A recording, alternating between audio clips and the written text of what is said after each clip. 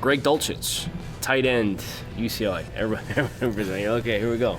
6'0", 248, 9 7/8. Okay. 33 7/8. It's a lot of length.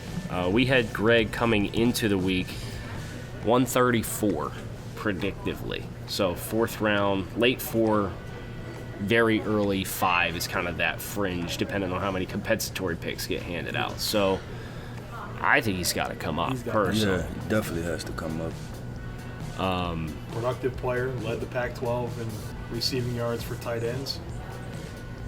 I mean, I thought he was the best tight end across all 3 days. If you looked at the entire week as your resume, not just one day, I thought he was the best tight end here. I think that was the word I was going to use. He was the most consistent. Like, you had Isaiah Likely, who's also a really good football player, but when I was watching that group, it just seemed like every time there was a tight end making a play, I was like, wait, who's the guy in the gold helmet? Who's the guy in the gold helmet? You know what I mean? I had to go, like, check my roster and everything. And I'm like, okay, that's the UCLA guy. And he just consistently made plays. Like, just from a GM and a coach standpoint, it's like, I feel really good about drafting this guy, and he's going to find a way to get the job done.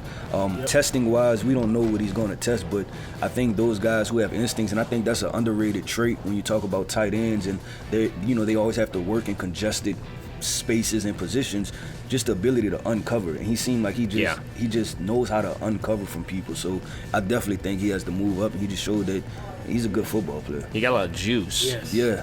And from a mental aspect, he told me, he's like, this is a total different offense that we ran at UCLA. It was a lot of check with me's, look at signals, look at signs, and this is an NFL-based offense. And he seemed to pick that up, put it on the field, and produce. Top 100? Let's go, right? I mean, I don't see any reason not to, based on... That's my guy. The conversation I just heard said top 100. I mean, because, when we did the write-up on Dulcich, he was somebody who graded out, when Dre did him, like, he had him as an early 4. Mm-hmm. So for our grades. And that was before this week, too. So I don't think it's unreasonable to say, all you got to do is sneak into the 3rd, and you're going to be top 100 pick. Yeah. So, I'm with it. Let's do it. Done.